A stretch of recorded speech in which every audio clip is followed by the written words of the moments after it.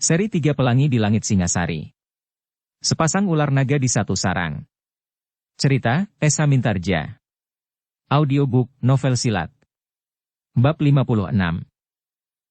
Empu Baladatu hanya berada semalam di padepokan gerombolan macan kumbang. Setelah memberikan beberapa petunjuk dan menetapkan orang yang untuk sementara memegang pimpinan selama ia tidak berada di padepokan itu, maka Empu Baladatu pun segera kembali ke padepokannya. Semuanya harus direncanakan dengan baik, berkata Empu Baladatu kepada para pengawalnya. Ya Empu. Tetapi apakah Empu tidak curiga bahwa sepeninggal Empu mereka akan menentukan sikap yang lain? Mereka tidak mempunyai kekuatan cukup untuk berbuat demikian. Mereka merasa kehilangan pemimpin sehingga secara jiwani, mereka menjadi lemah sekali, meskipun sebenarnya mereka masih cukup kuat secara badani. Jika aku berhasil, maka kedua padepokan itu akan dapat menjadi landasan kekuatan yang berbahaya bagi Singasari. Pengawalnya mengangguk-angguk. Mereka mengerti bahwa jika rencana itu berhasil, maka kemungkinan-kemungkinan yang cerah akan dapat terjadi. Tetapi kita harus dapat dengan cepat menguasai daerah di luar Singasari sendiri sebelum daerah-daerah itu menentukan sikap. Dan untuk itu harus ada perencanaan sebaik-baiknya. Dalam pada itu, para pemimpin pemerintahan di setiap daerah, para raja, para aku dan buyut akan ikut menentukan. Jika kita kurang memperhitungkan setiap kemungkinan yang dapat terjadi, maka kita akan sesat. Pengawalnya hanya mengangguk-anggukan kepala saja. Tetapi mereka dapat membayangkan keterangan Empu Baladatu. Kemenangan Aku Tumapel yang kecil saat itu atas Kediri dapat dipakai sebagai cermin. Ken Arok yang kemudian bergelar Sri Rajasa dapat memperhitungkan waktu dan keadaan sebaik-baiknya. Ketidakpuasan para Brahmana dipergunakannya sebaik-baiknya untuk melaksanakan rencananya menguasai Kediri yang besar. Para pengawalnya masih mengangguk-angguk. Nah, kita harus menemukan kelemahan Singasari. Kita harus dapat menumbuhkan ketidakpuasan pada sebagian dari rakyat Singasari agar pada suatu saat ketidakpuasan itu akan dapat kita manfaatkan sebaik-baiknya. Pengawalnya masih mengangguk-angguk. Itulah sebabnya, aku masih harus memikirkannya. Masih banyak hal yang harus diperhitungkan. Bukan sekedar menyusun kekuatan dan bertempur di arena. Demikianlah Empu Baladatu telah memberikan beberapa landasan sikap kepada para pengawalnya yang terperdaya. Namun yang masih belum diketemukan oleh Empu Baladatu adalah orang-orang yang dapat diajaknya berpikir, membuat pertimbangan dan menentukan sikap. Tetapi jika tidak ada orang lain, katanya di dalam hati. Aku sendiri agaknya akan mampu melakukannya. Kakang Sanggadaru agaknya tidak sejalan dengan rencanaku. Bahkan nampaknya ia terlampau mengagumi kedua anak muda yang kini sedang memegang pemerintahan. Sekilas terbayang wajah-wajah yang tegang dari orang-orang yang bernama Linggadadi dan Mahisa Bungalan. Namun Empu Baladatu kemudian menggeretakkan giginya sambil berkata. Keduanya adalah orang-orang yang tidak mempunyai kekuatan apapun di belakangnya. Mungkin mereka mempunyai beberapa kawan atau saudara seperguruan. Tetapi mereka bukan kekuatan yang perlu dicemaskan. Namun kemudian, tetapi perlu diperhitungkan usaha mereka menjumpai orang-orangku seorang demi seorang atau sekelompok kecil demi sekelompok kecil yang akhirnya benar-benar dapat mengurangi kekuatan dalam keseluruhan. Dalam usahanya untuk mengatasi kemungkinan itu, maka Empu Baladatu berniat untuk mengirimkan beberapa orangnya khusus untuk mengetahui lebih banyak dari kedua orang itu, tanpa menimbulkan kemungkinan benturan. Karena Empu Baladatu masih menganggap bahwa orang-orang yang menamakan diri pembunuh orang berilmu hitam itu benar-benar memiliki kelebihan dari orang-orangnya. Aku harus mengirimkan beberapa orang dalam tugas sandi tanpa memperkenalkan ciri-ciri perguruan yang disebut ilmu hitam, berkata Empu Baladatu di dalam hatinya. Demikianlah, ternyata Empu Baladatu benar-benar melakukan seperti yang dikehendakinya itu. Ketika ia sampai di padepokannya dan berbicara dengan orang-orang terdekat, maka ia pun kemudian memutuskan untuk melepaskan beberapa orang untuk mencari keterangan lebih jauh tentang Mahisa Bungalan anak Mahendra dan Linggadadi. Tetapi kalian tidak boleh sama sekali menunjukkan ciri-ciri dan tanda-tanda yang dapat menjebak kalian. Bukan kalian yang dapat mengenali Linggadadi dan Mahisa Bungalan, namun sebaliknya, merekalah yang akan berhasil menjebak kalian. Orang-orang itu mengangguk-angguk. Kalian pergi sebagai orang-orang yang tidak memiliki kemampuan apapun yang dapat kalian banggakan. Kalian adalah perantau-perantau miskin yang mengembara dari satu tempat ke tempat yang lain. Tugas kalian, mengetahui dengan lebih jelas lagi tentang Mahisa Bungalan dan Linggadadi. Bukan merekalah yang mengetahui lebih banyak tentang kalian dan bahkan membunuh kalian. Dengan demikian maka Empu Baladatu pun telah mempersiapkan beberapa orangnya untuk tugas itu. Dengan sungguh-sungguh ia memberikan beberapa petunjuk dan pesan. Tugas kalian tidak termasuk tugas yang berat. Kalian pergi menjelajahi daerah Singasari dan sekitarnya. Kalian tidak harus melakukan sesuatu selain mendengarkan berita. Kalian tidak harus berkelahi atau melakukan kekerasan apapun. Hanya jika jiwa kalian terancam, kalian boleh melakukan perlawanan. Itu pun harus kalian jaga, agar kalian tidak menunjukkan ciri perguruan kita. 6 orang telah disiapkan untuk tugas itu. Mereka mendapat latihan khusus dalam tata perkelahian yang agak menyimpang dari ciri-ciri perguruan mereka. Setelah Empu Baladatu yakin bahwa mereka akan dapat menyamar diri, maka ke-6 orang itu pun kemudian dilepaskannya meninggalkan padepokan dengan pesan, agar mereka selain mendapatkan keterangan tentang Mahisa Bungalan dan Linggadadi, juga mencari keterangan tentang gerombolan yang disebut berilmu hitam, aliran yang manapun juga. Mereka akan dapat diserap untuk menjadi pengikut yang baik seperti gerombolan Serigala Putih dan gerombolan Macan Kumbang. Dengan pakaian dan sikap seorang perantau maka ke-6 orang itu pun kemudian pergi memencar menempuh jalannya masing-masing. Dari padepokan mereka membawa bekal yang cukup, karena mereka akan menempuh perjalanan yang cukup panjang. Mereka membawa beberapa keping perak yang dapat mereka pergunakan jika perlu sekali. Namun bagi makan dan minum mereka sehari-hari, mereka sudah berbekal pakaian seorang perantau yang dapat mereka pergunakan untuk menumbuhkan belas kasihan orang lain. Dalam pada itu, ke-6 orang itu pun merasa bahwa tugasnya bukanlah tugas yang berat dalam arti benturan-benturan jasmaniah. Mereka hanya harus melakukan dengan tekun, telaten dan tidak segera menjadi jemu dan apalagi putus asa. Sepeninggal ke-6 orang itu, maka Empu Baladatu pun memerintahkan beberapa orang yang pernah ikut bersamanya ke padepokan gerombolan Serigala Putih dan Macan Kumbang. Atas namanya orang-orang itu harus mengatur, agar orang-orang dari gerombolan Serigala Putih dan Macan Kumbang selalu merasa bahwa Empu Baladatu adalah pemimpinnya sehingga semua perintahnya harus ditaati, selain harus melakukan pengawasan atas perkembangan padepokan itu selanjutnya. Namun dalam pada itu, tidak semua orang di dalam kedua lingkungan itu dapat menahan diri. Bagaimanapun juga rahasia itu mereka simpan, namun orang-orang yang tidak terlalu puas dengan keadaan terakhir, di luar sadarnya telah bercerita kepada orang-orang lain yang pernah berhubungan dengan mereka. Orang-orang yang kadang-kadang mereka jumpai untuk membeli bahan makanan atau bahan pakaian, sehingga betapapun lambatnya, tetapi akhirnya beberapa orang pun mengetahui pula, bahwa kedua gerombolan itu telah berada di bawah pimpinan orang baru. Dan di antara beberapa orang itu termasuk orang yang bernama Linggadadi. Gerombolan itu sudah lama aku dengar, berkata Linggadadi kepada kakaknya. Mereka berada di bawah pimpinan seseorang yang memiliki ilmu hitam, sahut Linggapati. Keduanya termenung sejenak. Baru kemudian Linggapati berkata, kita tidak dapat bertindak tergesa-gesa. Kita harus berada di antara orang-orang kita untuk menyusun kekuatan. Kedua gerombolan ditambah dengan kekuatan Empu Baladatu sendiri, merupakan kekuatan yang harus diperhitungkan. Linggadadi mengangguk-angguk. Kita tidak dapat menghadapi mereka seperti yang kita lakukan sebelumnya, berkata Linggadadi. Apalagi jika kita berhadapan dengan gerombolan-gerombolan yang karena sesuatu hal telah menggabungkan diri menjadi satu lingkungan. Agaknya Empu Baladatu dapat memanfaatkan kedua gerombolan perampok itu menjadi kekuatan yang lain, yang langsung atau tidak langsung merupakan kekuatan yang perlu kita perhatikan, jangka pendek dan jangka panjang. Linggapati mengangguk-angguk. Mereka pun kemudian bersepakat untuk berada di dalam lingkungannya dan menempa diri lebih tekun lagi. Tetapi kita tidak boleh berada dalam lingkungan yang mati sehingga kita tidak mengetahui perkembangan keadaan, desis Linggapati. Linggadadi mengangguk-angguk. Ia menyadari sepenuhnya bahwa padepokannya harus selalu mengikuti perkembangan keadaan terutama tentang kedua gerombolan yang telah diikat oleh seorang pemimpin dari keduanya. Demikianlah. Maka Linggapati dan Linggadadi pun kemudian berusaha untuk menempa diri bersama kekuatan yang ada padanya.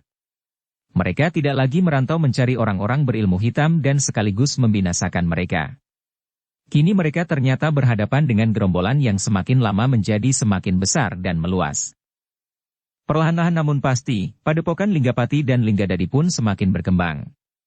Dalam kehidupan sehari-hari keduanya mempunyai pengaruh yang besar atas pemerintahan di Mahibit, sehingga keduanya seakan-akan mempunyai kekuasaan yang khusus melalui kekuasaan yang berada di tangan aku. Jika pada suatu saat aku Tumapel mampu mengalahkan kekuatan di Kediri yang besar, maka tidak mustahil bahwa aku di Mahibit pun akan dapat mengalahkan kekuasaan di Singasari, berkata Linggapati kepada adiknya dan seluruh kekuasaan yang ada padanya. Dengan hadirnya beberapa orang bekas prajurit yang berpengalaman di dalam lingkungannya, maka Linggapati dapat menyusun kekuatan yang semakin lama semakin berkembang. Beberapa orang yang telah terhimpun di dalam padepokannya pun mendapat tempaan lahir dan batin.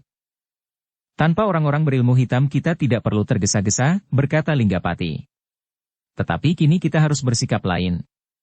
Orang-orang berilmu hitam itu akan dapat mendahului atau mengganggu usaha kita.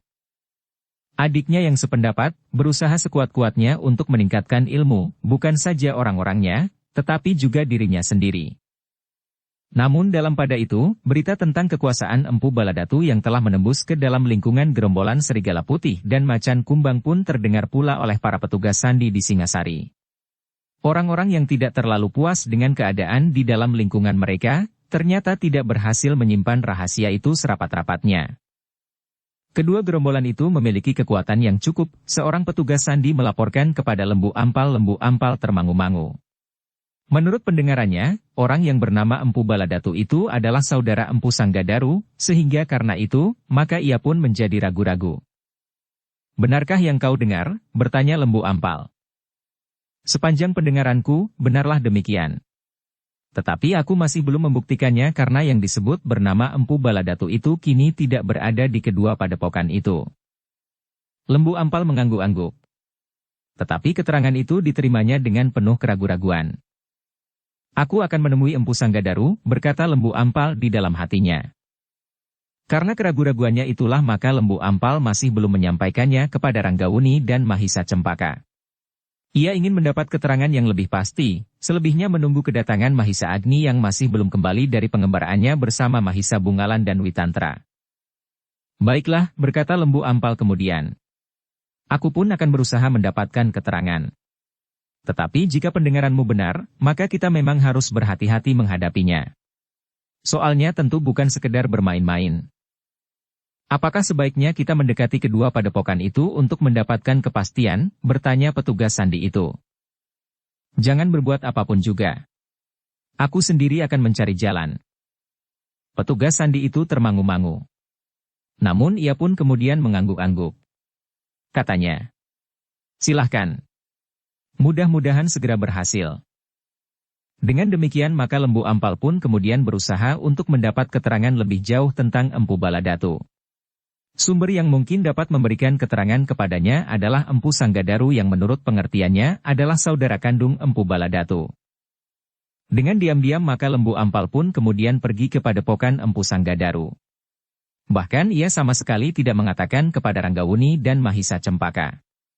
Ia hanya mengatakan bahwa ia mohon izin untuk pergi dalam sehari karena ada persoalan keluarga yang harus diselesaikan. Dengan dua orang pengawalnya Lembu Ampal mengunjungi padepokan Empu Sanggadaru. Kedatangannya ternyata telah mengejutkan seisi padepokan, karena Lembu Ampal datang dengan diam-diam tanpa memberitahukannya lebih dahulu. Kami terkejut sekali, berkata Empu Sanggadaru. Maaf Empu, kami tidak sempat memberitahukan lebih dahulu akan kedatangan kami. Tiba-tiba saja kami didera oleh suatu kepentingan yang sangat mendesak. Empu Sanggadaru mengerutkan keningnya. Namun kemudian sambil tersenyum ia berkata, aku sudah menduga bahwa persoalan adikku agaknya telah terdengar sampai ke istana. Lembu Ampal pun tersenyum pula. Jawabnya, dugaan Empu tepat sekali. Aku memang ingin mengetahui lebih banyak tentang Empu Baladatu. Empu Sanggadaru menarik nafas dalam-dalam. Meskipun ia sadar bahwa saat seperti itu pasti akan datang, namun ia masih juga menjadi berdebar-debar. Tetapi Empu Sanggadaru masih sempat berkata, baiklah. Aku memang tidak akan dapat ingkar dari pertanyaan tentang adikku itu. Tetapi aku ingin mempersilahkan Senapati untuk duduk lebih dahulu sambil melihat-lihat hasil buruanku. Setelah para cantrik menghidangkan seteguk air untuk menghapus dahaga, aku akan mengatakan serba sedikit yang aku ketahui tentang adikku itu. Lembu Ampal tidak menolak. Sambil memandang hasil buruan Empu Sanggadaru yang sudah dikeringkan di dalam ruang itu, ia meneguk air hangat dengan sepotong gula kelapa. Yang menarik, berkata Lembu Ampal, adalah ular raksasa di luar bilik ini. Empu Sanggadaru tersenyum. Katanya, adikku juga mengagumi ular itu. Tetapi sudah tentu bagi Senapati, ular itu tidak ada artinya. Lembu Ampal tersenyum. Dan ia masih bertanya tentang beberapa jenis binatang buruan yang terdapat di dalam dan yang dilihatnya di luar bilik itu. Baru sejenak kemudian ia mengulangi pertanyaannya tentang Empu Baladatu. Empu Sanggadaru mengerutkan keningnya. Kemudian terdengar sebuah desah yang meluncur dari sela-sela bibirnya. Senapati, sebenarnya lah aku menjadi sangat prihatin mendengar berita tentang adikku. Aku tidak menyangka bahwa adikku yang sudah lama tidak bertemu itu, terjerumus ke dalam ilmu yang disebut ilmu hitam itu. Apakah yang kau ketahui tentang sifat-sifatnya sejak kanak-kanak? Ia memang keras kepala. Tetapi ia cerdas dan penuh kemauan untuk menguasai keadaan. Sifat itulah yang mendorongnya untuk melakukan tindakannya yang nampaknya agak berbahaya sekarang ini. Ya. Yang aku dengar, ia telah berhasil menguasai gerombolan serigala putih dan gerombolan macan kumbang. Dua gerombolan yang menurut penyelidikanku lewat orang-orangku adalah gerombolan yang cukup besar. Aku pernah terlibat persoalan dengan gerombolan serigala putih dan yang membuatku untuk sangat berhati-hati. Membuat banyak rahasia di dalam padepokanku dan bahkan kadang-kadang membuat orang lain bingung menghadapi para cantrik-cantrik di padepokan ini karena sikap yang terlampau hati-hati itu. Dan ternyata bahwa pemimpin gerombolan itu terbunuh di hutan perburuan. Ya. Kesempatan itu dipergunakan oleh Baladatu sebaik-baiknya. Lembu Ampal menarik nafas dalam-dalam. Agaknya kedatangannya ke padepokan ini pada waktu itu, berkata Empu Sanggadaru kemudian, adalah dalam rangka usahanya menyeret aku ke dalam lingkungannya. Untunglah bahwa sikapku waktu itu meragukannya, sehingga ia tidak menyampaikan maksudnya kepadaku. Lembu Ampal mengangguk-angguk. Katanya, jika ia menyampaikan maksudnya, apakah yang akan Empu lakukan? Aku berada dalam kesulitan. Meskipun sudah tentu aku menolak, namun tindakan selanjutnya pasti membuat aku kebingungan. Aku tidak akan dapat membiarkan ia melanjutkan rencananya, tetapi aku juga tidak akan dapat menghentikannya, karena tindakan kekerasan berarti pertengkaran antara aku dan Baladatu, satu-satunya saudaraku. Lembu Ampal masih mengangguk-angguk. Senapati, berkata Empu Sanggadaru kemudian. Bahkan untuk selanjutnya, aku pun mohon, agar aku dibebaskan dari suatu tuntutan kewajiban apapun atas adikku. Aku berjanji bahwa aku tidak akan memberikan bantuan apapun juga dari semua perbuatan yang akan dilakukan selanjutnya. Mungkin ia akan mempergunakan kedua gerombolan itu untuk tindakan kejahatan, tetapi mungkin untuk kepentingan yang belum dapat kita bayangkan. Namun yang pasti bahwa tiga padepokan yang kini dikuasainya, merupakan kekuatan yang harus diperhitungkan, justru karena mereka adalah orang-orang yang dikuasai oleh ilmu hitam. Lembu Ampal memandang wajah Empu Sanggadaru yang tegang. Namun ia mempercayai semua yang dikatakannya. Dari sorot matanya, Lembu Ampal dapat melihat kejujuran di hati orang tua itu. Empu, berkata Lembu Ampal. Aku memang tidak berniat untuk melibatkan Empu pada persoalan yang mungkin akan berkembang. Tetapi aku ingin agar Empu sudi memberikan beberapa keterangan tentang Empu Baladatu jika ternyata kemudian Empu mendengar segala sesuatu tentang dirinya. Empu Sanggadaru menarik nafas dalam. Katanya, aku bersedia. Aku akan memberikan keterangan sejauh yang aku ketahui. Ia berhenti sejenak, lalu. Namun Senapati, bagaimanapun juga aku tetap dikuasai oleh perasaan curiga meskipun terhadap adikku sendiri.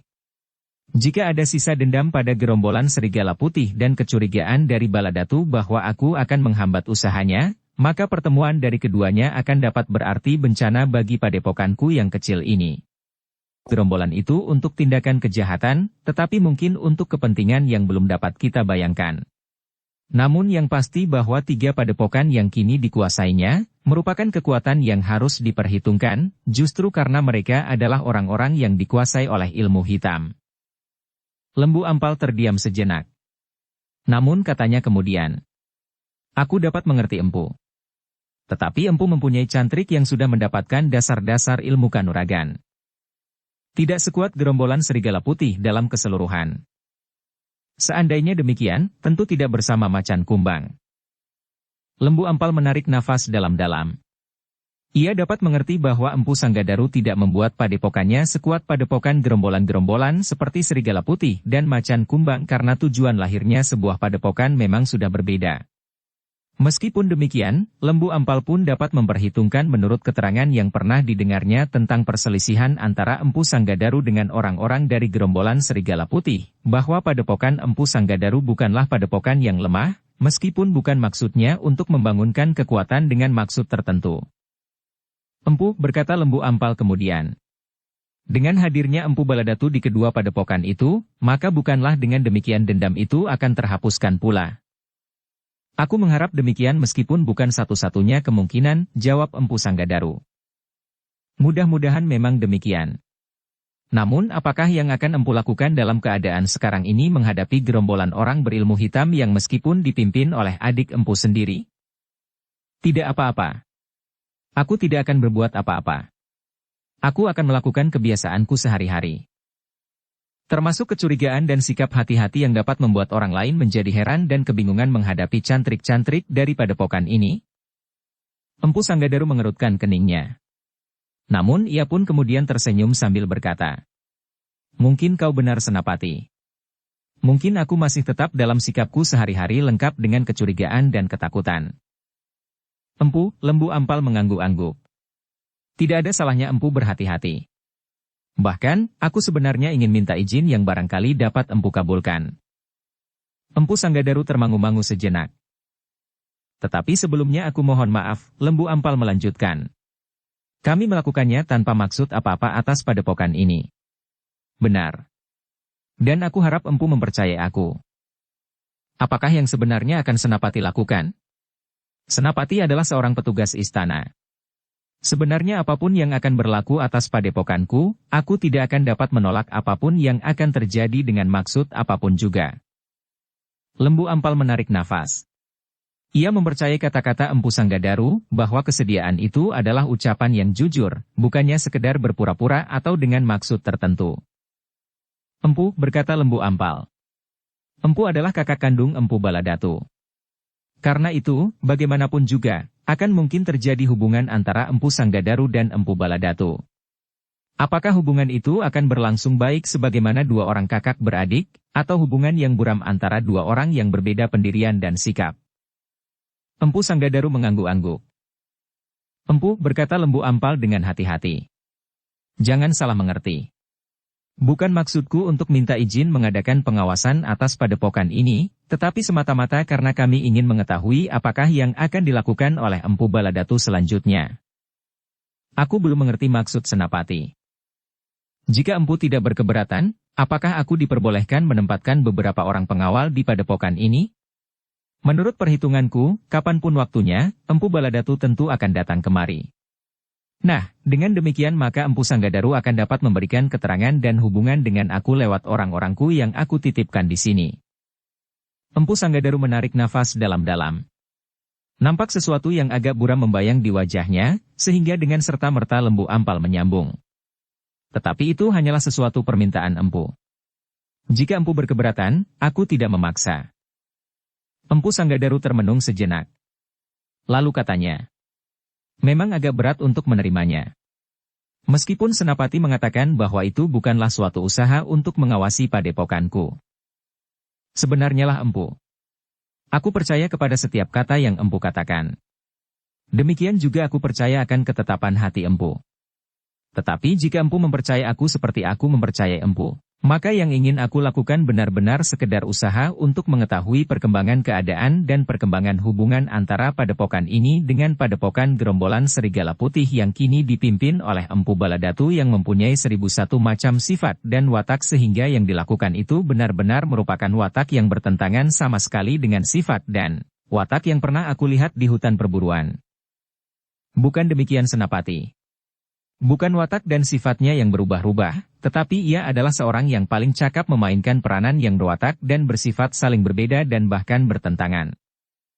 Lembu Ampal mengangguk-angguk. Katanya, ya, agaknya memang demikian. Dan ternyata bahwa ia berhasil dengan caranya itu untuk mendapatkan keuntungan bagi dirinya sendiri. Empu Sanggadaru mengangguk-angguk. Tetapi permintaan Lembu Ampal untuk menempatkan orang-orangnya di padepokannya memang dapat menimbulkan keraguan-raguan. Agaknya Lembu Ampal pun memakluminya, sehingga untuk beberapa saat ia terdiam untuk memberi kesempatan Empu Sanggadaru memikirkannya. Untuk beberapa saat Empu Sanggadaru merenungkan permintaan Lembu Ampal. Dengan hati-hati ia mencoba menimbang buruk baiknya. Namun akhirnya ia berkata, "Senapati, agaknya aku dapat mengerti bahwa Senapati ingin selalu mengikuti perkembangan keadaan dalam hubungannya dengan Baladatu. Karena itu, baiklah. Aku tidak berkeberatan memenuhi keinginan Senapati untuk menempatkan beberapa orang prajurit di padepokan ini." Lembu Ampal menarik nafas dalam-dalam. Katanya, "Aku mengucapkan terima kasih.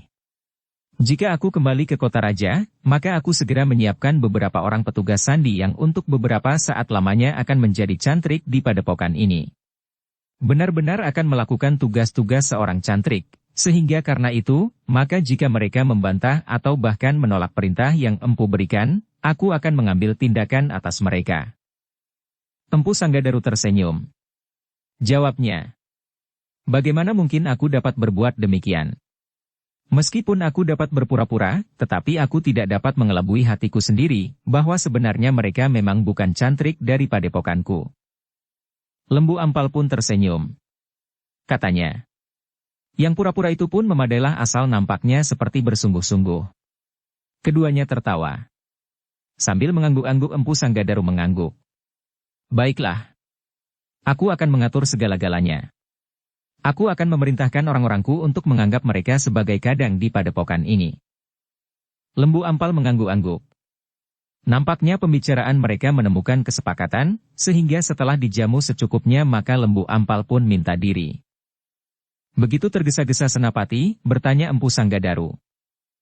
"Aku akan menyiapkan beberapa orang yang akan aku kirim kemari. Mereka akan mendapat pesan-pesan khusus dan aku berharap bahwa Empu pun akan memberikan beberapa petunjuk apa yang seharusnya mereka lakukan di sini. Aku akan mencoba. Mudah-mudahan tidak terjadi sesuatu dengan padepokanku yang kecil ini.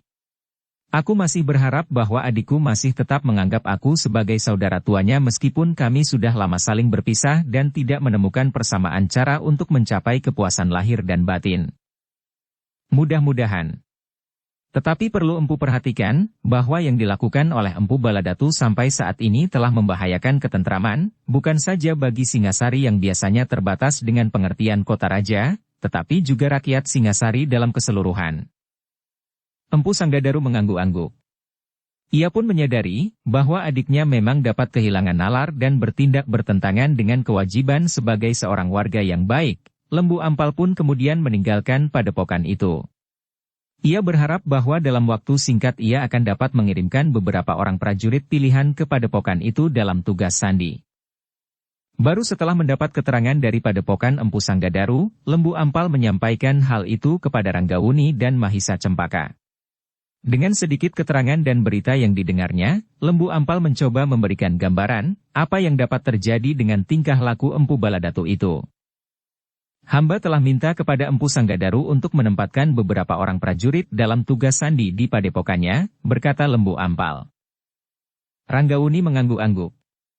Katanya, "Paman sudah menentukan sikap yang benar menghadapi Empu Baladatu, meskipun kita tidak dapat mutlak tanpa bukti menuduh bahwa ia akan melakukan tindak kekerasan terhadap Singasari, namun aku tidak berkeberatan Paman berhati-hati. Tetapi untuk sementara tidak lebih dari suatu sikap berhati-hati, karena kita tidak akan dapat menentukan kesalahan Empu Baladatu hanya karena prasangka saja." Lembu Ampal mengangguk dalam-dalam sambil menyahut, "Ampun tuanku. Sebenarnya lah demikian. Yang hamba lakukan hanyalah sekedar sikap hati-hati berdasarkan perhitungan dan pertimbangan. Tetapi juga mungkin sekedar prasangka." "Baiklah. Aku tidak berkeberatan. Kau dapat memilih prajurit-prajurit yang kau anggap akan dapat melakukan tugasnya dengan baik." Dengan izin Ranggawuni maka Lembu Ampal pun kemudian memilih 10 orang prajurit pilihan. Untuk beberapa hari mereka mendapat petunjuk-petunjuk khusus dari Lembu Ampal sendiri menghadapi tugasnya yang tidak dapat ditentukan waktunya. Kalian berada dalam tugas sandi, pesan Lembu Ampal. Karena itu kalian harus dapat menyesuaikan diri dengan lingkunganmu.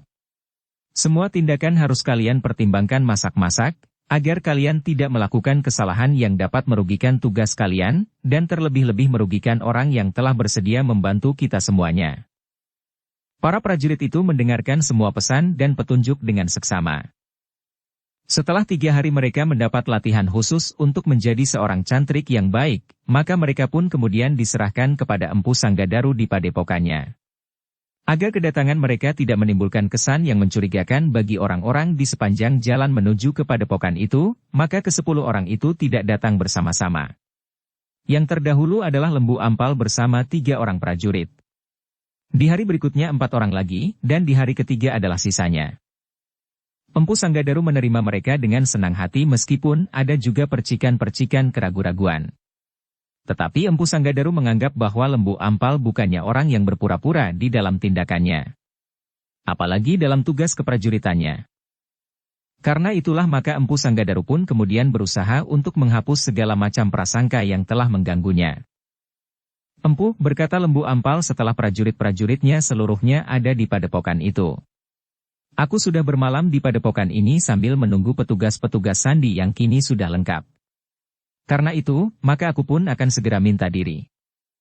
Demikian tergesa-gesa Senapati, bertanya Empu Sanggadaru. Sudah cukup lama aku meninggalkan istana. Tuanku Ranggawuni dan Mahisa Cempaka sedang memerlukan kawan, karena orang-orang tua di istana sedang dalam perjalanan, sahut Lembu Ampal, lalu. Mudah-mudahan orang-orangku berguna di sini. Terlebih-lebih lagi tidak justru menimbulkan gangguan yang dapat merubah suasana padepokan yang tenang dan damai ini. Tentu tidak, jawab Empu Sanggadaru. Nampaknya mereka mengerti apa yang harus mereka lakukan di sini. Selebihnya terserah kepada Empu. Jika perlu Empu dapat memerintahkan salah seorang atau lebih untuk pergi ke Singasari menghubungi aku dalam segala keperluan. Empu Sanggadaru mengangguk. Katanya, baiklah. Mudah-mudahan tidak ada sesuatu yang terjadi. Demikianlah setelah menitipkan ke 10 orang-orangnya dan setelah memberikan pesan-pesan terakhir, maka Lembu Ampal pun segera meninggalkan padepokan itu. Ketika ia sampai di kota raja dan menghadap Ranggawuni dan Mahisa Cempaka, maka ia pun terkejut karena Mahendra telah menghadap pula. Kau, sapa Lembu Ampal. Mahendra tertawa. Setelah menyampaikan beberapa hasil kepergiannya sebagai laporan kepada Ranggawuni dan Mahisa Cempaka, maka Lembu Ampal atas perkenan Ranggawuni berkesempatan mendengarkan cerita Mahendra tentang perjalanan yang pernah ditempuhnya, dan sebaliknya Lembu Ampal pun bercerita tentang seseorang yang bernama Empu Baladatu dan usahanya untuk menguasai 2 gerombolan yang saling bertentangan meskipun bersumber pada ilmu yang sama. Mahendra mendengarkan cerita itu dengan penuh minat.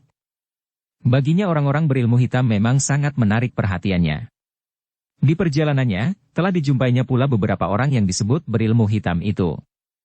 Bahkan kedua anak-anaknya pernah mengalami benturan kekerasan. Kekuatan orang-orang berilmu hitam itu ternyata tersebar sampai ke tempat yang jauh, berkata Mahendra. Meskipun mereka mempunyai sumber yang sama, tetapi di dalam perkembangannya, ilmu hitam itu pun memiliki berbagai macam bentuk. Yang masih dekat sekali bentuknya adalah gerombolan serigala putih dan gerombolan macan kumbang. Meskipun demikian, dengan tata gerak Empu Baladatu, pada beberapa hal masih juga dapat dijumpai persamaan watak betapapun Empu Baladatu berusaha untuk menyembunyikannya, sahut Lembu Ampal. Kemudian, pada saat aku menyaksikan tata gerak Empu Baladatu di hutan perburuan itu, aku sama sekali tidak memperhatikannya. Tetapi baru kemudian, setelah aku mendengar bagaimana ia berhasil menguasai kedua gerombolan itu, barulah aku berusaha mengingat apa saja yang pernah dilakukannya di hutan perburuan itu. Mahendra mengangguk-angguk. Katanya kemudian, ternyata yang sudah dilakukan itu sangat berbahaya. Lembu Ampal mengangguk. Kemudian sambil membungkuk hormat ia menghadap kepada Ranggawuni sambil berkata, mudah-mudahan orang-orang yang hamba tempatkan di padepokan itu pada suatu saat dapat memberikan keterangan yang hamba perlukan. Ranggawuni mengangguk. Jawabnya, semua usaha pantas dijalankan. Sudah tentu dengan berhati-hati dan tidak tergesa-gesa karena semuanya masih harus dibuktikan. Hamba tuanku, sahut Lembu Ampal. Hamba sudah memberikan pesan-pesan yang penting bagi mereka. Mudah-mudahan mereka dapat mengerti dan tidak terpengaruh oleh perasaan mereka apabila pada suatu saat mereka harus menghadapi suatu keadaan yang tiba-tiba dengan orang-orang berilmu hitam itu, berkata Mahisa Cempaka.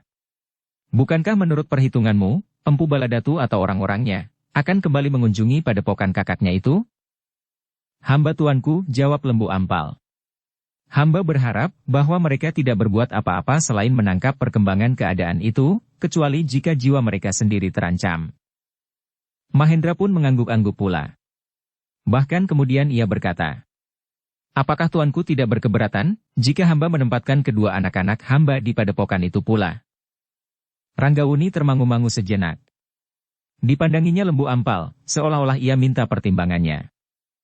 Lembu Ampal menarik nafas dalam-dalam. Lalu katanya, jika keduanya memang berkeinginan, hamba kira, tidak ada keberatannya tuanku. Ranggauni pun ternyata tidak berkeberatan.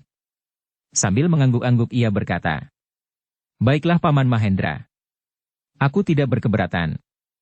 Biarlah Paman Lembu Ampal yang membawa kedua putramu itu ke padepokan Empu Sanggadaru. Tetapi seperti yang lain, keduanya memerlukan petunjuk-petunjuk agar mereka dapat menyesuaikan diri dengan keadaan di padepokan itu. Terima kasih tuanku, berkata Mahendra kemudian.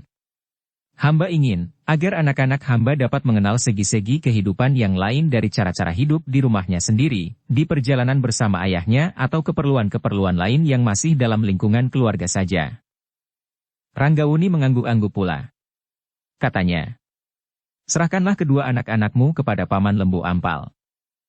Seperti yang dititahkan oleh Ranggauni, maka di hari berikutnya Mahendra menyerahkan kedua anak-anaknya kepada Lembu Ampal. Seperti para prajurit, maka Mahisa Pukat dan Mahisa Murti pun mengalami latihan-latihan dan petunjuk-petunjuk apa yang harus dilakukannya di padepokan itu, apalagi menghadapi orang-orang berilmu hitam yang memang mungkin sekali datang ke padepokannya setiap saat. Kehadiran Mahisa Pukat dan Mahisa Murti menambah padepokan Empu Sanggadaru menjadi bertambah segar. Keduanya adalah anak-anak muda yang mulai meningkat dewasa, yang memiliki gairah hidup yang cerah. Keduanya segera menyesuaikan diri dengan kerja yang dilakukan oleh anak-anak muda sebayanya di padepokan itu. Bahkan kelakarnya yang segar dapat menambah kegembiraan para cantrik yang sebaya umurnya. Seperti yang dipesankan oleh Lembu Ampal, maka kedua anak Mahendra itu sama sekali tidak menyombongkan kelebihan ilmunya dari para cantrik. Bahkan keduanya pun dengan tekun mengikuti latihan-latihan yang diberikan oleh beberapa orang yang telah mendapat wewenang untuk melakukannya, meskipun pada umumnya sudah mengetahui bahwa kedua anak muda itu memang sudah memiliki ilmu dari perguruan yang lain. Demikian pula ke-10 orang prajurit dalam tugas sandi yang ditempatkan di padepokan itu. Baik para prajurit, maupun para cantrik berusaha untuk saling menyesuaikan diri sehingga lambat laun, maka mereka pun dapat lulus seolah-olah mereka memang lahir dari satu perguruan. Sementara itu, selagi padepokan Empu Sanggadaru sedang mekar, karena ketekunan para cantriknya, maka gerombolan Serigala Putih dan gerombolan Macan Kumbang pun mengalami peningkatan ilmu pula. Empu Baladatu benar-benar telah mengirimkan beberapa orang yang mulai menusukkan cara-cara yang dianutnya untuk mengembangkan ilmu orang-orangnya yang baru. Mula-mula, orang-orang gerombolan Serigala Putih dan gerombolan Macan Kumbang menjadi ragu-ragu. Tetapi lambat laun, rasa-rasanya ilmu mereka memang meningkat lebih cepat. Bukan karena darah korban itu, desis seorang tua yang merasa sulit untuk menyesuaikan dirinya dengan cara-cara yang ditempuh oleh orang-orang yang dikirim ke padepokan itu oleh Empu Baladatu. Jadi, upacara itu memang mencengkam, sehingga kita semuanya menjadi lebih bersungguh-sungguh. Itulah sebabnya. Kita seolah-olah telah memusatkan segala-galanya ke dalam pematangan ilmu itu, sehingga dengan demikian, kemajuan kita memang nampak lebih pesat. Kawannya mengangguk-angguk. Meskipun ragu-ragu ia berkata, agaknya kau benar juga. Pemusatan pikiran memang dapat mendorong kita untuk melakukan apa saja. Orang tua itu mengangguk-angguk. Katanya, karena itu, jangan terlampau terpengaruh oleh cara-cara baru yang mengerikan itu. Setiap bulan bulat, maka akan dikurbankan seseorang. Dengarlah, setahun ada 12 orang yang akan mati sebagai korban. Kawannya tergetar hatinya sehingga bulu kuduknya meremang.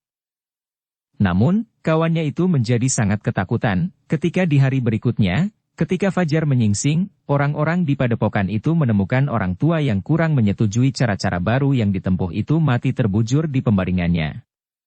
Nampaknya ia mati membeku karena tidak ada bekas luka sama sekali di tubuhnya dan bekas-bekas yang lain yang dapat menunjukkan ciri-ciri pembunuhan. Kematian yang aneh, desis seseorang. Adalah kebetulan orang yang diajak berbincang tentang cara-cara baru dari ilmu hitam oleh orang yang mati itu mendengarnya. Mungkin ia telah salah ucap dan terdorong kata, di luar sadarnya orang itu menyambung. Apa maksudmu? Oh, orang itu tergagap. Tidak. Aku tidak bermaksud mengatakan apa-apa. Kawannya menarik nafas dalam-dalam. Hampir berbisik ia bertanya. Apakah kau mengetahui sesuatu hal yang ada hubungannya dengan kematian itu? Orang itu menggeleng. Tidak. Tidak. Aku tidak tahu apa-apa. Kawan-kawannya justru menjadi curiga, sehingga mereka mendesaknya. Tidak. Kau tentu mengetahui apakah yang telah terjadi dengan orang tua itu. Tetapi ia menggeleng lemah. Jawabnya. Jangan mendesak. Aku sudah cukup menderita dengan kematiannya. Kau gila, geram seorang kawannya. Kau sengaja membuat hati kami panas. Katakan. Aku tidak berani. Kawannya yang lain tiba-tiba saja telah mencengkam pundaknya sambil menggeram. Jika kau tidak mau mengatakan, aku akan mencekikmu. Jangan. Aku tidak mau mati dengan cara apapun juga. Aku tidak mau mati seperti orang tua itu, tetapi juga tidak mau mati karena dicekik. Aku tidak peduli. Aku akan mencekikmu. Jangan memaksa, desis orang itu. Jika kau mempergunakan kekerasan, aku pun akan mempertahankan diri. Keduanya tiba-tiba saja sudah siap untuk berkelahi. Tetapi seorang yang lebih tua telah mencegahnya sambil berkata, jika kalian berkelahi, maka kalian berdua akan mati. Pemimpin kita yang baru atau orang yang ditugaskan di sini itu akan mengambil tindakan yang tidak tanggung-tanggung terhadap kita semuanya jika kita saling bertengkar. Yang lain memandang orang itu sejenak.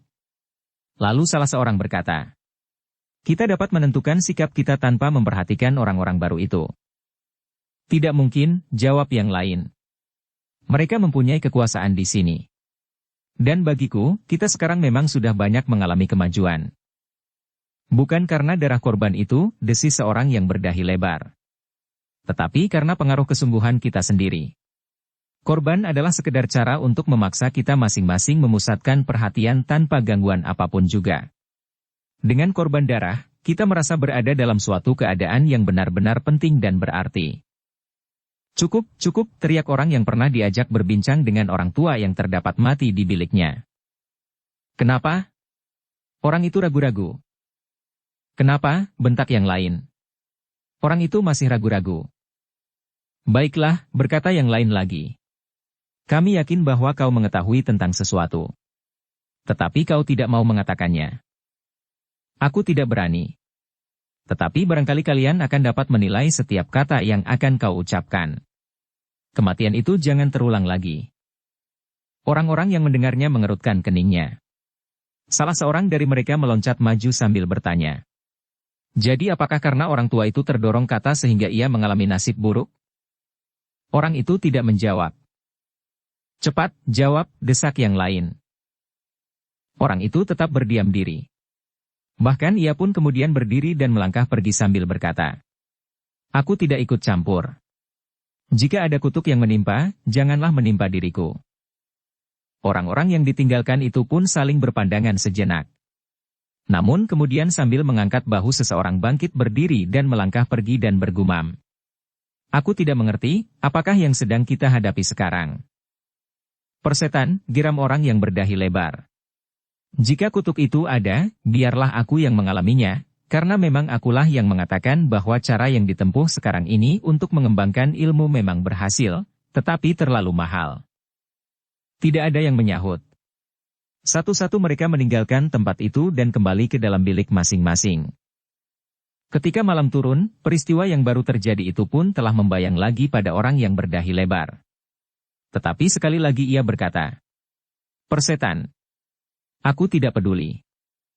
Ketika kemudian ia duduk seorang diri di serambi, maka orang yang mencegahnya berbicara tentang cara-cara baru untuk menuntut ilmu dan yang kebetulan juga berbicara dengan orang tua yang mati itu datang mendekat sambil berkata perlahan.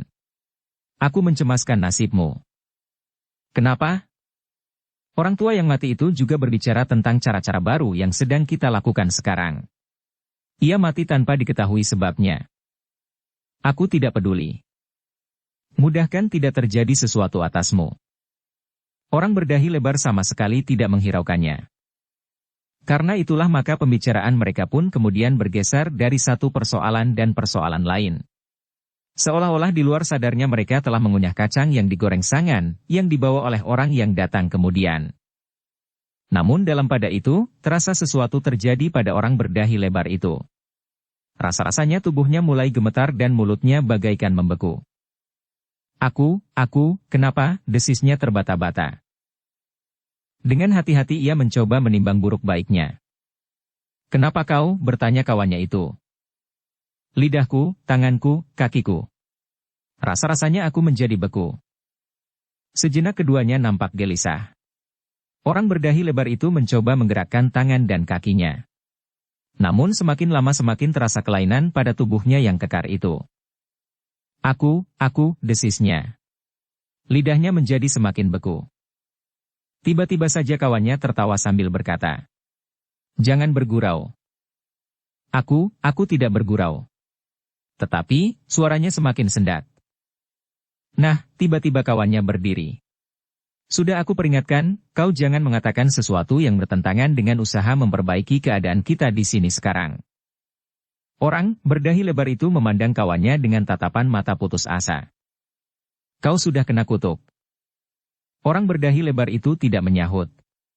Tetapi tubuhnya benar-benar terasa membeku. Aku menyesal bahwa telah terjadi malapetaka ini atasmu. Tetapi aku tidak dapat mengelak lagi.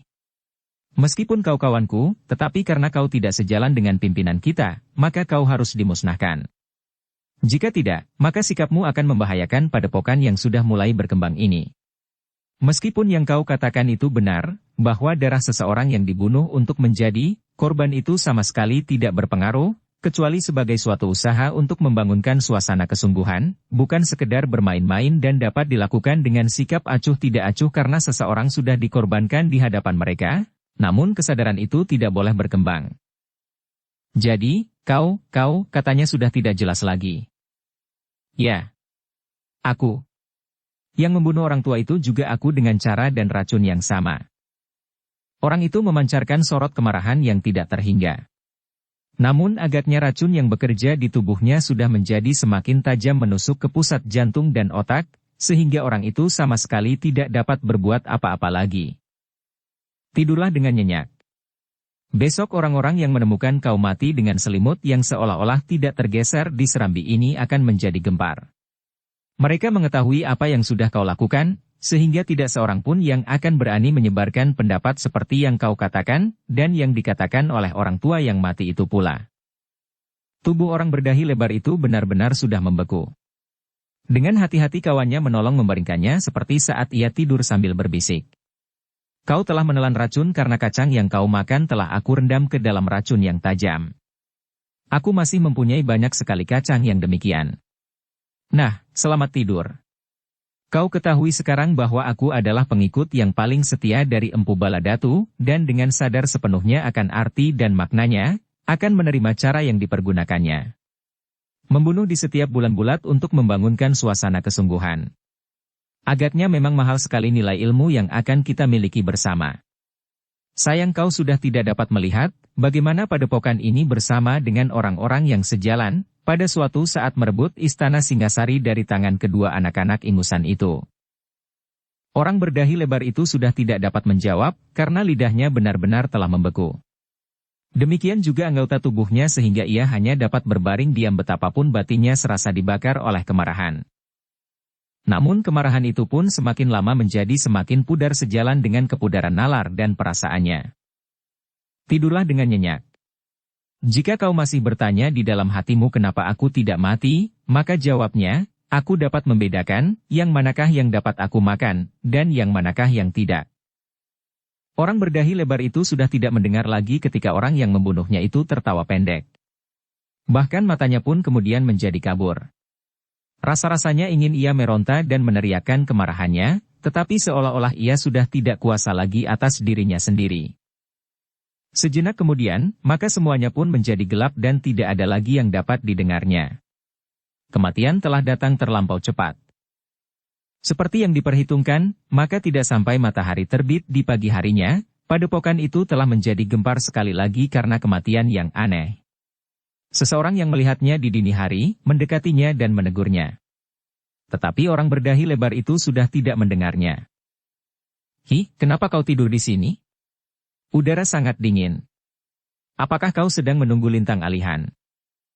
Pertanyaan itu tidak terjawab. Berulang kali, sehingga akhirnya tubuh itu pun diguncangnya. Tetapi tubuh itu telah membeku. Dalam kegemparan itulah beberapa orang menjadi tegang dan saling berbisik. Apakah kematiannya ini ada hubungannya dengan kata-katanya kemarin? Tidak seorang pun yang dapat menegaskan. Tetapi orang yang membunuhnya itu dengan gemetar berbisik. "Aku sudah memperingatkannya. Kematian yang terdahulu karena ucapan-ucapan yang terdorong seperti itu." "Dari mana kau tahu?" Akulah yang mendengarnya. Tetapi aku menjadi takut sekali." Yang lain menarik nafas. Tetapi seseorang berdesis. "Jika kau berterus terang, peristiwa ini tidak akan terjadi." Orang yang membunuh dengan racun pada biji-biji kacang itu mengerutkan lehernya. Dipandanginya orang-orang yang ada di sekelilingnya sambil berdesis. "Tidak. Aku tidak berkata apa-apa. Aku tidak berkata apa-apa." Kawan-kawannya pun mulai dibayangi oleh perasaan takut pula sehingga salah seorang dari mereka berkata, "Sudahlah. Marilah, kita sampaikan hal ini kepada yang berwenang mengusutnya." Beberapa orang di antara mereka pun kemudian memberitahukan kematian orang berdahi lebar itu kepada orang yang ditugaskan oleh Empu Baladatu berada di padepokan itu dan memimpin upacara menurut kepercayaannya. "Ki Lurah," salah seorang dari mereka berdesis dengan suara gemetar. Kematian yang serupa telah terulang lagi. Orang yang mewakili Empu Baladatu itu mengerutkan keningnya. Kemudian dengan nada yang datar ia bertanya, "Apakah tidak ada tanda-tanda kematiannya seperti orang tua itu?" "Ya Ki Lurah." Yang disebut Ki Lurah itu pun kemudian berdiri sambil berkata, "Aku akan melihatnya." Orang-orang yang mengerumuni mayat orang berdahi lebar itu pun menyibak. Terdengar mereka saling berdesis. Kiai Dulang telah datang. Kiai Dulang mendekati perlahan-lahan. Dipandanginya mayat yang terbujur itu. Perlahan ia meraba tubuh yang telah membeku itu pada dahinya. Tepat seperti kematian yang telah menerkam orang tua itu. Ada kesamaan pada gejala-gejalanya. Tetapi aku tidak tahu apa sebabnya. Keduanya tidak nampak tanda-tanda pembunuhan, penganiayaan, maupun sejenis penyakit yang dapat membunuhnya dengan cepat. Ia berhenti sejenak, lalu ia pun bertanya, "Bukankah kemarin orang itu masih nampak sehat-sehat saja?" "Ya. Kami masih berbicara lewat senja." Kiai Dulang mengangguk-angguk. Kemudian desisnya, "Ada tanda aneh pada urat-uratnya. Seperti juga orang tua yang mati itu." "Tanda-tanda apakah itu Ki Lurah?" "Urat-uratnya telah membeku terlebih dahulu daripada kematiannya." Tetapi ia mengerti, apakah sebabnya, tiba-tiba orang yang berdiri di belakangnya menyahut, "Jika kau mengerti, katakanlah." Orang yang telah membunuh orang berdahi lebar itu ternyata memiliki kemampuan untuk berpura-pura. Dengan suara gemetar ia berkata, Tetapi aku tidak berani mengatakan. Aku takut mengalami nasib serupa." "Katakanlah." "Tidak. Aku tidak berani. Ada sesuatu yang rasa-rasanya mencegah aku mengatakannya. Tetapi aku tidak tahu." Kiai Dulang mendekatinya. Kemudian dipegangnya kepala orang itu sambil berkata, "Katakanlah." "Aku takut. Aku takut." "Kau hanya mengatakan apa yang sudah terjadi. Kau tidak mengatakan apa-apa sama sekali. Apakah kedua orang itu mati karena mengatakan apa yang sudah terjadi?" Orang itu ragu-ragu. Lalu mengangguk kecil. "Ya. Ia mengadakan apa yang sudah terjadi." "Tentu tidak. Kau bohong." "Aku berkata sebenarnya." Jika kau berbohong, aku gantung kau di regol padepokan ini. Tidak, aku tidak berbohong. Kedua orang itu memang mengatakan sesuatu yang telah terjadi. Tentang perguruan ini. Orang yang sebenarnya telah membunuh itu berpura-pura bingung sejenak. Namun kemudian katanya. Tetapi jika sesuatu terjadi, maka itu bukannya tanggung jawabku. Aku akan mempertanggungjawabkan, sahut Kiai Dulang. Orang itu termenung sejenak. Kemudian katanya. Baiklah. Tetapi sekali lagi aku katakan, semua kutuk jangan mengenai diriku. Jauhkan semua mara bahaya, karena aku sekedar melakukan bukan kehendakku sendiri. Jadi, penyakit jenis yang manakah yang telah membunuhnya itu? Kiai Dulang menggeleng. Aku tidak tahu. Tetapi yang terjadi benar-benar bukan sewajarnya. Ada sesuatu di luar daya nalar kita. Ada kekuatan di luar kekuatan lahiriah. Kutuk barangkali, seseorang bertanya dengan ragu-ragu. Kiai Dulang memandang orang itu sejenak. Lalu, siapakah yang pernah mengutuknya? Atau mungkin ia sudah melakukan kesalahan? Beberapa orang menjadi ragu-ragu. Dan tiba-tiba saja 3-4 orang telah memandang orang yang sebenarnya telah membunuh orang berdahi lebar itu. Salah seorang berbisik. Katakanlah. Kenapa aku? Banyak orang yang dapat menjadi saksi dari peristiwa itu. Tetapi kau sudah menyaksikannya 2 kali. Orang itu menggeleng. Namun sebelum yang lain memaksanya, Kiai Dulang telah bertanya. Kenapa dengan orang itu? Salah seorang menyahut, ia menyaksikan 2 kali Ki Lurah. Apakah yang 2 kali?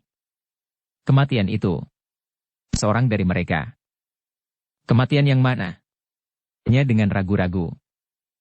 Orang tua itu, dan orang berdahi lebar ini. Kiai Dulang termangu-mangu sejenak.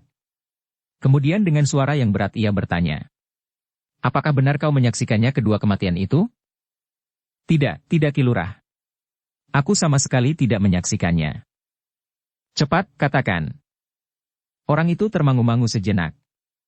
Namun kemudian diceritakannya apa yang pernah didengarnya dari kedua orang yang telah terbunuh itu. Bahwa mereka kurang mempercayai cara-cara yang sekarang dilakukan di padepokan ini untuk meningkatkan ilmu. Kiai Dulang terbelalak. Jadi kau tidak mempercayai upacara yang harus dilakukan dalam penerimaan ilmu ini? Bukan aku. Bukan aku yang tidak percaya. Tetapi kedua orang mati itu. Kiai Dulang maju perlahan-lahan. Kemudian digenggamnya rambut orang itu sambil mengguncang-guncangnya. Jadi kau berani mengatakan hal itu di hadapanku? Bukan aku. Aku sudah mengatakan bahwa tanggung jawab ini ada pada Kiai.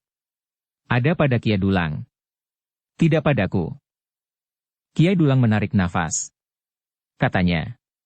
Ya. Aku bertanggung jawab. Tetapi bagaimana dengan kau sendiri? Aku percaya Kiai, aku percaya. Kiai Dulang itu pun kemudian berdiri menengadahkan kepalanya dan memandang berkeliling. Dengan wajah yang tegang ia berkata. Terserahlah kepada kalian. Percaya atau tidak percaya. Aku tidak akan menghukum seseorang karena ia tidak percaya.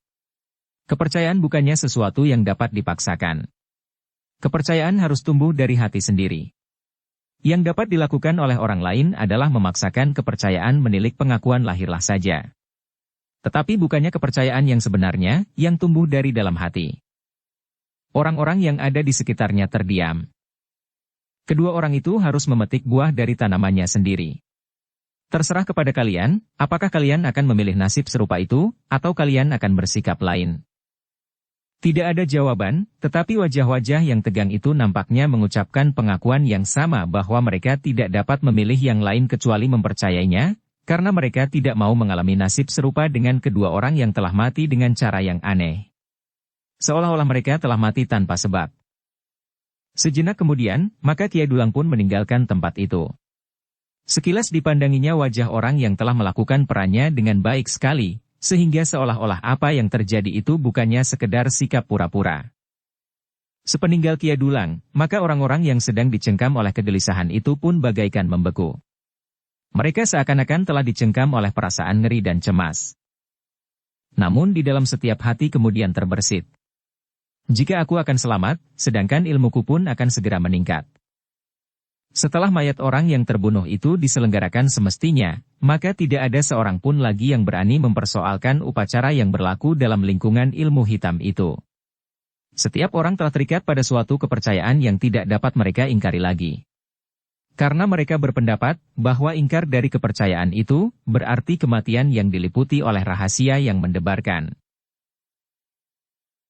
Bersambung ke bab 57. Dukung kami dengan subscribe, follow, like, komen dan share. Terima kasih.